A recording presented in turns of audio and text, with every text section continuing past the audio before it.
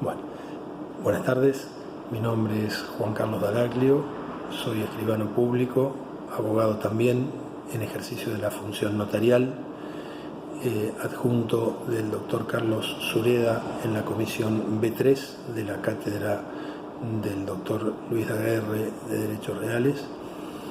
Y bien, estamos ante esta situación de salud pública, de prevención, de aislamiento preventivo,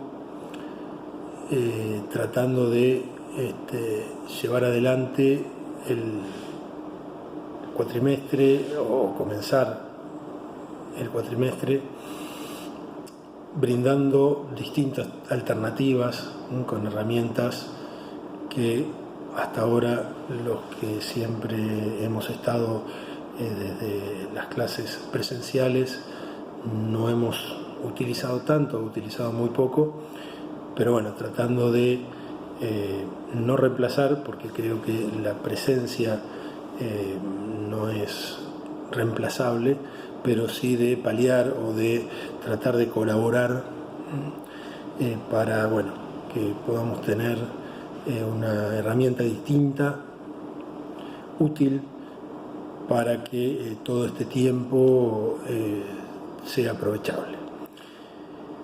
Nos toca o tenemos asignados varios temas de la materia.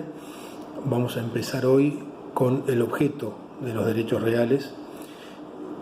El objeto de los derechos reales, en este sentido, entonces, vamos a decir que en principio, como lo establece el Código Civil y Comercial, son las cosas, pero no solamente las cosas. Es decir, el objeto principal de los derechos reales son los bienes materiales o cosas, pero también puede, en algunas situaciones especiales y cuando las leyes así lo establecen y lo determinan específicamente, ser también objeto de los derechos reales bienes en general, es decir, otros bienes que no tengan materialidad, que no puedan ser que no sean cosas, como algunos derechos. Por ejemplo, en la ley 19.550, Ley General de Sociedades, establece que pueden ser objeto de usufructos las acciones de las sociedades anónimas y las cuotas de participación de las SRL. O sea que ahí claramente tenemos un derecho real sobre bienes que no son cosas. También el Código Civil y Comercial trae dentro de los objetos de derechos reales algunos ejemplos que podemos dar, como por ejemplo en el caso del usufructo. En el usufructo, el objeto del usufructo son, bueno, en principio las cosas no fungibles, pero también dentro de los incisos del artículo 21.30, que establece cuáles son los objetos del usufructo, dispone el Código Civil y Comercial que pueden ser objeto del usufructo algunos derechos cuando la ley así lo establece, en concordancia con lo que veníamos hablando. Y también habla de que la universalidad de una herencia puede ser objeto del usufructo, pero solamente, y pone la excepción, cuando proviene de un acto de última voluntad. Dentro de otros ejemplos podemos ver, en el caso de la superficie puede ser objeto de hipoteca, el derecho real de hipoteca puede tener como objeto a el derecho de superficie, tanto cuando hay propiedad superficiaria, también cuando estamos en la modalidad de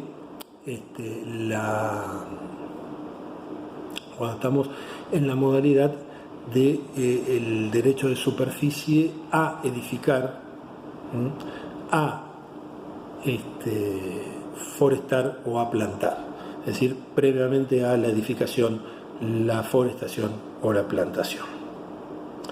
Bueno, entonces, esto es el primer punto que debemos tener en cuenta, que en principio son las cosas, pero también algunos derechos cuando la ley así lo determina.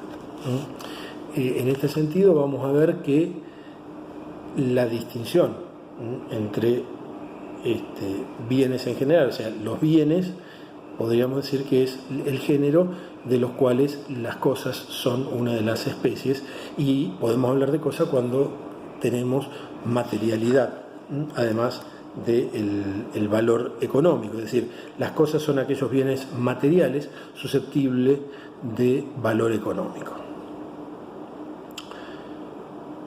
Cuando hablamos de materialidad, hablamos de la materialidad en sus distintos estados, es decir, podemos encontrar cosas en estado sólido, líquido o gaseoso, o sea, no necesariamente tenemos que pensar en una cuestión de solidez, sino que también vamos a encontrar dentro de la clasificación de las cosas aquellas que están en estado líquido, en estado gaseoso. En cuanto a la energía, por ejemplo, el Código Civil y Comercial la equipara a las cosas, pero no diciendo que sean una cosa, sino que le aplica las normas, el régimen de las cosas en la medida que sea compatible, y esto es muy útil para la cuestión, es muy útil sobre todo para la cuestión, por ejemplo, de hurto o robo de energía, que se le apliquen el régimen de las cosas. En cuanto al cuerpo humano, obviamente el cuerpo humano está alejado de la concepción de cosa como susceptible de valor económico. El cuerpo humano es el sostén de la persona, se confunde, podríamos decir, con la persona misma, y no podríamos hablar de que sea una cosa, salvo en aquellos casos que sean lícitamente separados, como el cabello, uñas, leche materna, sangre, etc. Pero también acá debemos tener cuidado porque hablamos de regímenes especiales en los cuales no podríamos estar pensando en la comercialización, salvo casos muy específicos que la ley lo permita, pero en general la ley trata de evitar el comercio aún con aquellas partes que han sido lícitamente separadas del cuerpo humano. También debemos analizar la cuestión de los materiales, por ejemplo, un marcapaso o una prótesis, cuando son introducidas, son cosas antes de su introducción en el cuerpo humano, cuando son introducidas por métodos generalmente quirúrgicos, se transforman en parte del cuerpo humano y también revisten el carácter de personalidad, personalísimo, es decir, derecho personalísimo, se confunde con la persona misma, hasta por supuesto el momento que sea legalmente también extraído de este. En cuanto al cadáver de la persona, aquí sí podríamos pensar que se trata de una cosa, no podemos hablar de que una vez fallecida la persona siga siendo persona, pero debemos tener especial atención a la cuestión de que se trata de lo que fue en vida una persona, y por lo tanto el debido respeto que debe tenerse a la memoria de esta persona. Por lo tanto, no podríamos pensar en que sea una cosa que esté dentro del comercio y por lo tanto que pueda ser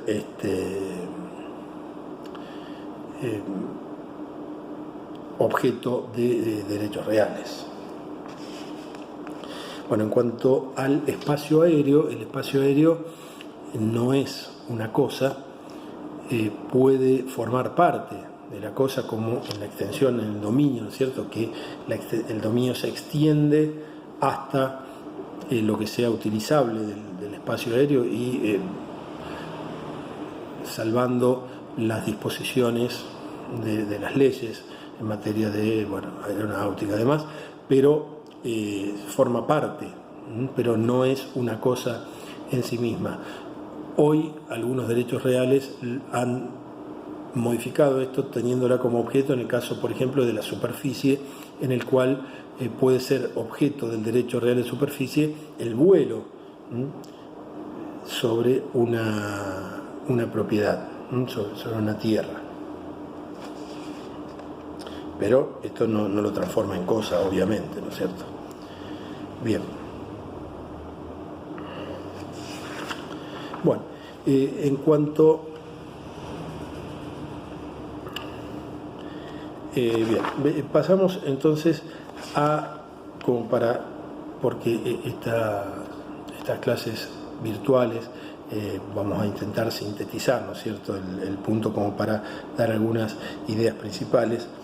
Entonces vamos directamente a hablar sobre los bienes con relación a las personas y los derechos de incidencia colectiva. En principio, los bienes con relación a las personas, podemos decir que podemos clasificar a los bienes, a las cosas, en inmuebles por naturaleza, o mejor dicho, podemos hacer una clasificación previa en inmuebles y muebles.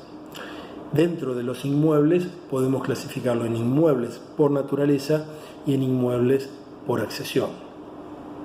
En el primer caso, los inmuebles por naturaleza son el suelo y todas las cosas incorporadas a él de manera orgánica y también las que se encuentran adheridas al suelo sin la intervención o el hecho del hombre. Entonces, en primer lugar, tenemos que es inmueble por naturaleza el suelo y todo lo que compone el suelo, tierra, piedras, arena, aguas, etc.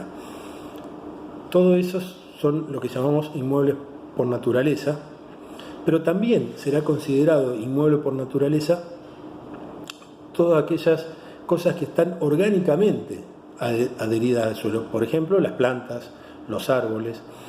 Y cuando decimos que aquellas que están orgánicamente adheridas al suelo, no pone el código ninguna distinción respecto de si esta adhesión o adherencia orgánica fue por naturaleza, o sea, por la propia naturaleza en forma natural, o por la mano del hombre. O sea, que da lo mismo que un árbol haya sido plantado por el hombre o haya nacido naturalmente, será un inmueble por naturaleza desde el momento que queda adherido orgánicamente al suelo.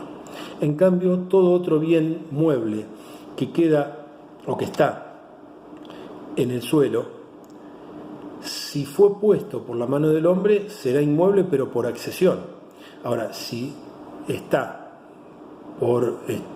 sin el hecho del hombre, sí, entonces será considerado inmueble por naturaleza.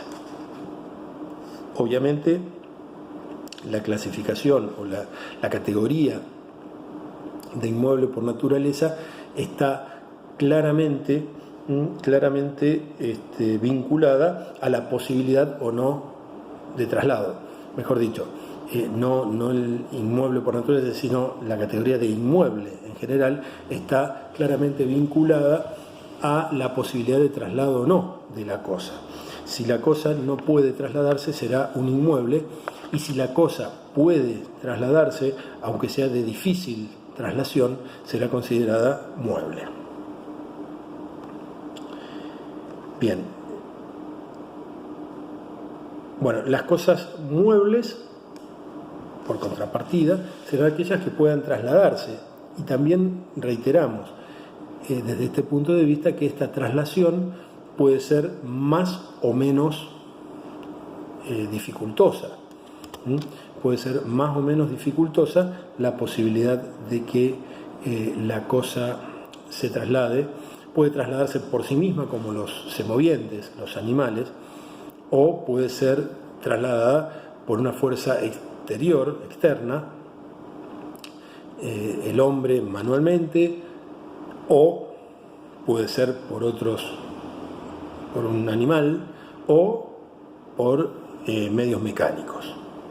Pero entonces, siempre que la cosa tenga posibilidades de ser trasladada, podemos clasificarla y considerarla como una cosa mueble. Vamos volviendo a los inmuebles. Los inmuebles por accesión son aquellos que en principio son cosas muebles y que por efectos de la mano del hombre, por lo general por hechos del hombre, se incorporan a las cosas inmuebles, se convierten en inmuebles desde el momento que quedan inmovilizadas por adhesión física y perpetua al suelo. Esto es una de las características importantes para tener en cuenta cuando hablemos de inmuebles por accesión, la adhesión física permanente, perpetua. No es algo que temporalmente queda adherido y luego será retirado, sino algo que queda temporalmente, aunque en algún momento esta perpetuidad pueda verse truncada por la demolición, por ejemplo. Entonces, el ejemplo más claro es la construcción. O sea, un ladrillo, las piedras, chapas, etcétera, son bienes muebles, pero que al quedar adheridos a través de la construcción quedan entonces inmovilizados al suelo y pasan a ser inmuebles por accesión. Por lo tanto, cuando hablamos de un edificio, de una casa, el inmueble es todo, es el suelo más todo el material, ¿sí?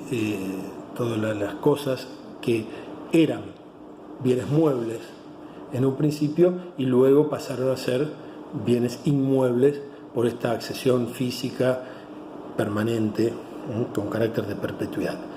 En el momento que sean retiradas por una demolición, volverán a su estado anterior de cosas muebles.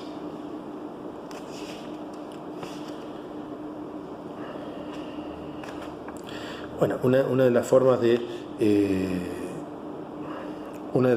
o criterios para reconocer esta accesión física es si la cosa al modificarlo, al separarla del inmueble, se modifica o se destruye. Entonces estábamos hablando de un inmueble por accesión. Cuando un conjunto de ladrillos forman una pared o una casa, al separarla pasan a ser otra cosa, vuelven tal vez a ser ladrillo, o ni siquiera eso, pasan a ser material de demolición sin la misma utilidad que tenían antes. Entonces este es un criterio también importante.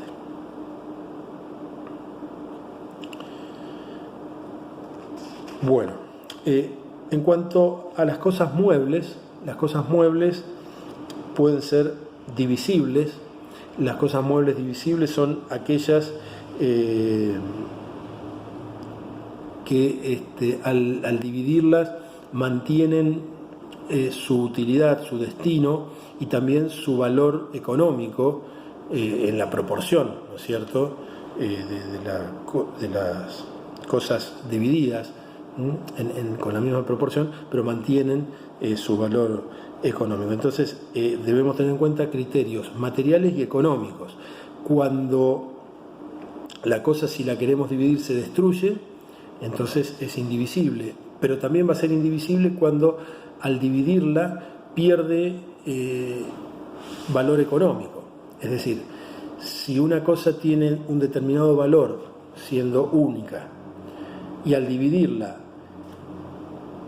pasa a tener la suma del resultado de esa división, pasa a tener un valor muy por debajo del que tenía el conjunto, entonces podemos pensar que esa es una cosa indivisible por esta cuestión. También cuando la utilidad y su destino muta, cambia totalmente al dividirla. En los inmuebles el criterio de divisibilidad o indivisibilidad está dado muchas veces por la utilidad de la tierra. Esto va a ser siempre establecido por los organismos locales. Generalmente en los inmuebles urbanos son los municipios, en los inmuebles rurales pueden ser también los municipios, porque muchas veces hay leyes provinciales, o por lo general son leyes provinciales los que establecen la unidad económica. Entonces los criterios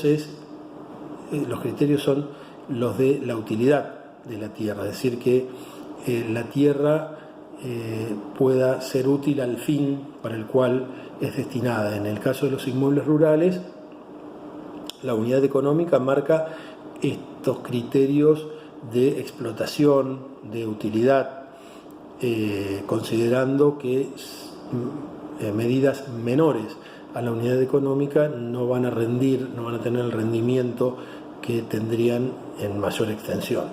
Entonces, la divisibilidad o indivisibilidad en los inmuebles se da a través de los criterios de las políticas económicas locales.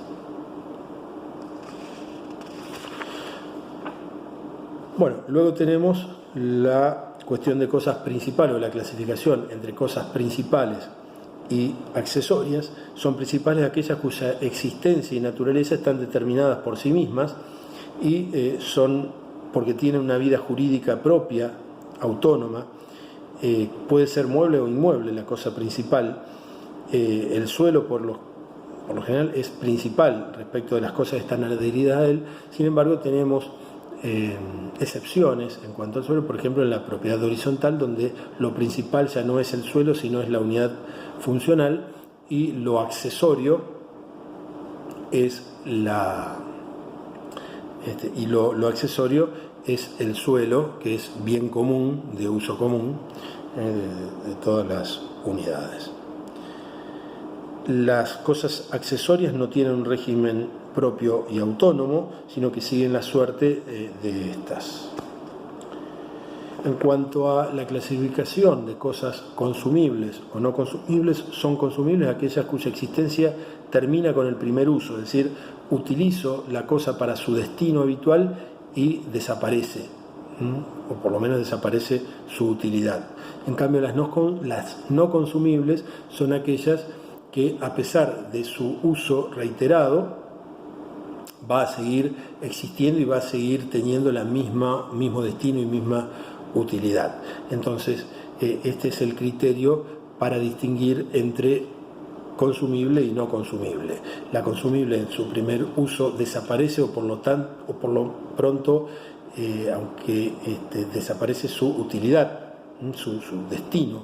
En cambio, en las no consumibles podré dar varios usos que pueden ser más o menos, y no quiere decir que en algún momento pueda también agotarse la cosa, pero no en un único uso. Por lo menos cuando hablamos de desaparece para su titular. En cuanto a la clasificación de cosas fungibles y no fungibles, tenemos las fungibles, son aquellas en las que todo individuo de una especie equivale a otro individuo de la misma especie. O sea, no hay distinción. Un grano es fungible porque da lo mismo mientras sea de la misma calidad un grano que otro, de la misma calidad y de la misma materia, o sea, un grano de café, un grano de soja. Entonces da lo mismo uno que el otro, son fungibles, pueden intercambiarse, no hay individualidad. En cambio, las cosas no fungibles son aquellas en las que cada individuo es especial, o sea, hay individualidad, hay una determinación que lo hace distinto a uno de otro, aunque sea de la misma especie. Obviamente que los inmuebles son no fungibles, o sea, no podemos hablar de un inmueble fungible. En cambio, sí, esta clasificación es importante para los bienes muebles, donde podemos pensar en la fungibilidad entre bienes muebles en algunos casos. Cuando en el artículo 21.30, que hoy nombrábamos objeto del derecho real de usufructo, habla cosas no fungibles como el principal objeto del usufructo, después hay otros 3 incisos que enumeran otras situaciones. Claramente nos está diciendo bienes inmuebles pueden ser objeto de usufructo y también los bienes muebles que sean no fungibles. En cuanto a la clasificación que distingue los frutos de los productos, frutos son todas aquellas cosas que se producen de modo renovable sin que se altere o disminuya la sustancia de la fuente productora de ese fruto. Entonces, cuando hablamos de fruto, hablamos de aquello que produce y puede volver a producir sin desvirtuarse, sin destruirse. En cambio, en el producto, la producción hace que la cosa ya deje de existir, o por lo menos sea imposible que vuelva a producir nuevamente. Los frutos pueden ser naturales, pueden ser industriales o pueden ser civiles, ¿sí? Los frutos naturales son aquellos que naturalmente, más allá de que pueda ser necesaria la mano del hombre para extraerlos, pero que son producidos naturalmente por la cosa. Los frutos industriales son aquellos que necesitan de un procedimiento de elaboración, ¿sí? Obviamente con la intervención del hombre. Y los frutos civiles son aquellos que son productos de relaciones jurídicas. Por ejemplo, la locación de un inmueble da una renta que es considerado un fruto civil de la cosa. Luego podemos hablar de aquellos bienes que están dentro y fuera del comercio. Lógicamente, aquellos que están dentro del comercio son los que pueden ser objeto de los derechos reales. Una cosa puede estar fuera del comercio por distintos motivos. Puede ser por imperio de la ley, es decir, la ley dice que los bienes que son del dominio público están fuera del comercio, pero también pueden estar fuera del comercio por voluntad de las partes, es decir, las partes pueden decidir dejar fuera del comercio por la inenajenabilidad que deciden sobre una cosa, pero esta situación puede ser únicamente temporaria. Acá se da la situación del 1972, donde una persona, ante la realización de un acto jurídico, puede decidir que una cosa no sea enajenada por su adquirente, en el caso de las donaciones, que no sea enajenada por su adquirente, pero solamente por el término de 10 años. También los condóminos pueden decidir unánimemente pactos de indivisión en los que no podrán, en consecuencia, dividir desde cualquier punto de vista de la división, es decir, partir el condominio ni siquiera vendiendo, salvo obviamente que todos de común acuerdo puedan decidir o decidan poner fin a ese pacto. Pero en principio el pacto de indivisibilidad en el condominio tiene este efecto, pero también estará limitado a 10 años. Bueno, por último, los bienes que pertenecen al dominio público del Estado están también fuera, ¿no es cierto? En cuanto a la función de garantía, debemos distinguir la garantía como seguridad de la obligación y la garantía como seguridad del crédito. Cuando hablamos de la garantía como seguridad de la obligación, estamos hablando que una obligación, sea de fuente contractual o de fuente extracontractual, está garantizada por todo el patrimonio del deudor. Es decir, esta máxima que dice que el patrimonio es la prenda común de los acreedores o es la garantía de los acreedores, quiere decir que cuando yo asumo una obligación, sea por convenio, es decir, por contrato, sea porque cometo un hecho ilícito y por lo tanto quedo obligado, cuando asumo esta obligación automáticamente estoy respondiendo con todo mi patrimonio y con todos los bienes materiales o inmateriales que componen mi patrimonio, y el acreedor puede gravar con un embargo, puede luego ejecutar cualquiera de los bienes que componen mi patrimonio. Cuando hablamos de esta función de garantía del crédito, estamos pensando que le agregamos algo más. Le agregamos algo más a esta garantía, y es cuando hablamos de derechos reales de garantía sobre bienes particulares. Entonces, esta función de garantía es cuando individualizo y garantizo con determinado bien de mi patrimonio, sea una deuda propia o ajena. Bueno, con esto terminamos esta aproximación a el tema del objeto de los derechos reales. Podemos ampliar con bibliografía. Tenemos Kipper, tenemos Alterini, tenemos Lorenzetti, como para poder ampliar este tema. Y bueno, después también iremos viendo dentro de las herramientas virtuales si nos podemos manejar con otras, como para poder avanzar un poco más en todos estos temas. Hasta la próxima. Nos vemos. Gracias.